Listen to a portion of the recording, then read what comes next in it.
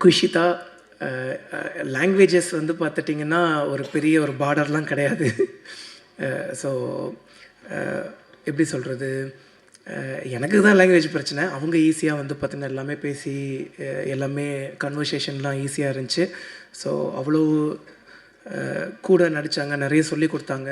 அவங்க ஆல்ரெடி நிறைய சீரியஸ் அப்படி இப்படின்லாம் பண்ணியிருக்காங்க, சூப்பராக நடிப்பாங்க.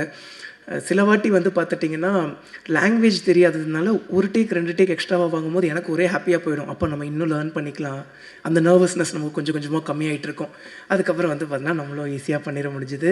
குஷிதா ரொம்ப தேங்க்ஸ். அந்த கிஸ்ஸிங் சீன்லாம் வந்து பார்த்திங்கன்னா நான் அவங்ககிட்ட கேட்டேன், நீங்கள் கம்ஃபர்டபுளாக இருக்கீங்களான்னு. கம்ஃபர்டபுள் தான், ஆனால் கிஸ்ஸுக்கெல்லாம் நோ அப்படின்னு தான் சொன்னாங்க.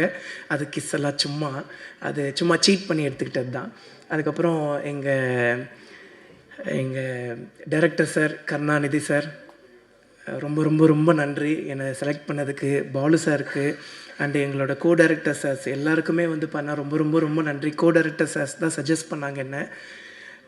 கருணாநிதி பேர் இப்போ தான் கடைசியாக வந்து பார்த்தீங்கன்னா ஃபஸ்ட் லுக்கில் பேர் போடுறாரு. ஃபஸ்ட்டு பேர் வந்து பார்த்திங்கன்னா எங்கிட்ட இன்ட்ரோ ஆகும்போது கர்ணன், அப்புறம் வந்து கருணாகரன், அப்புறம் கடைசியாக வந்து பார்த்தீங்கன்னா கருணாநிதி. ஏன்னா கான்ட்ரவர்சிஸ் எதுவும் வந்துடக்கூடாதுன்னு சொல்லி அண்ணன் வந்து கர்ணன்னு சொல்லி ஃபஸ்ட்டு பேர் வச்சுருந்தாங்க. அதுக்கப்புறம் இதுதான் நம்மளோட பேர், நம்ம ஏன் மற்றவங்களுக்காக மாற்றிக்கணும், எது வந்தாலும் பார்த்துக்கலாம் அப்படின்னு சொல்லி அண்ணன் வந்து துணிச்சலாக வந்து பார்த்தீங்கன்னா கருணாநிதின்னு சொல்லி வச்சுருந்தார். எனக்கு அந்த கர்ணன் ஐயாவை ரொம்ப பிடிக்கும். ஸோ அது ஒரு மாதிரி கனெக்டிங்காக இருந்துச்சு ஸ்டார்டிங்கில். அதுக்கப்புறம் அபிராமி மேம், ஐயோ என்ன க்யூட்டுங்க, அவங்க ரொம்ப க்யூட்டுங்க. அண்ட் வந்து போஸ் வெங்கட் சாரை மிஸ் பண்ணிட்டேன். டக்குன்னு இந்த ரீல்ஸுங்கும் போது டக்குன்னு ஞாபகம் வருது. அவர் கொஞ்சம் பின்னாடி உட்காந்ததுனால டக்குன்னு கவனிக்க முடியல. நானும் அபிராமி மேமும் கிஷோர் சாரும் வந்து பண்ணோம், ஒரு ரீல்ஸ் பண்ணியிருந்தோம். கேஷுவலாக சார் கூட பண்ண முடியல, ஏன்னா அன்றைக்கி சார் கிடையாது. சார் கொஞ்சம் அன்றைக்கி சாருக்கு டேட் கிடையாது.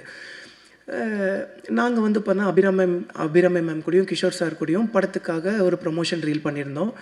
அது கொஞ்சம் வைரல் ஆகிடுச்சு. அதுக்கப்புறம் சார் கேஷுவலாக வந்துட்டு, வாசா எப்போ நம்ம ரீல்ஸ் பண்ணுறோம் அப்படின்னு சொல்லி கேட்கும்போது, ஐயோ அது எவ்வளோ பெரிய மனசு வரணும். அது போக அண்ணனோட ஃபேமிலியில் இருக்கக்கூடியவங்களுக்கெல்லாம் என்ன ரொம்ப பிடிக்குமா, அது சொல்கிறக்கே பெரிய மனசு வரணும்ல. ரொம்ப நன்றி சார்.